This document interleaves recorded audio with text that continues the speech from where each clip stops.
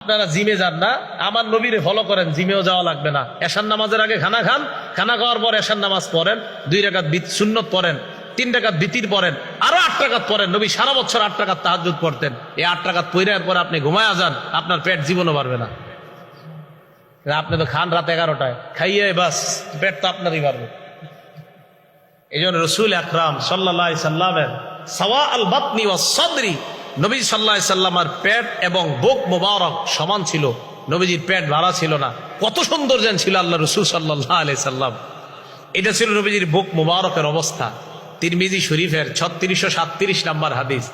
আলী রাদিয়াল্লাহু তাআলা আনহু কি বলে দেখেন, লাম ইয়াকুন রাসূলুল্লাহ সাল্লাল্লাহু আলাইহি ওয়াসাল্লাম বিত্তাবিলিল বাইন, নবীজি একবারে লম্বা ছিল না তাল গাছের মতো।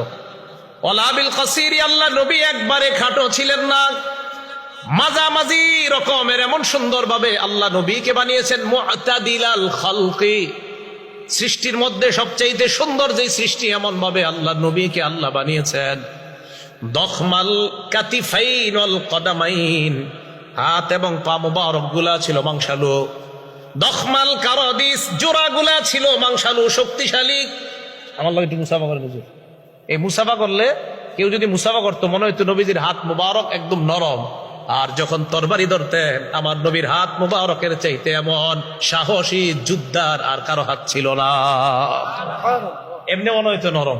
আর যখন আপনার তরবারি নিতেন, রাসূল সাল্লাল্লাহু আলাইহি সাল্লামের এই মাংসপেশি এত সুন্দর হয়ে যেত। দখমাল কারাদিস, জোড়াগুলাও আল্লাহ এত সুন্দর ভাবে রাসূল সাল্লাল্লাহু আলাইহি সাল্লামের হাত পায়ের জোড়াগুলাও আল্লাহ এমন সুন্দর ভাবে সাজিয়েছেন। এই কথাগুলো কেন বললাম?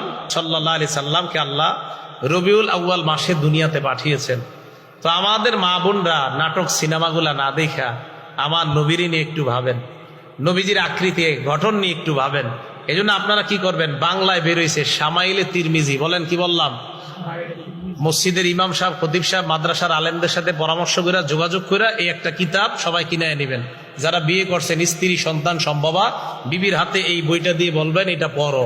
ওখানে আছে নবীজির হাত কেমন, কান কেমন, নাক কেমন, চোখ কেমন, সব ওখানে দেওয়া আছে।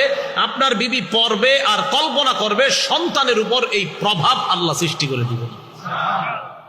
কথাগুলো বুঝে আসছে সবার?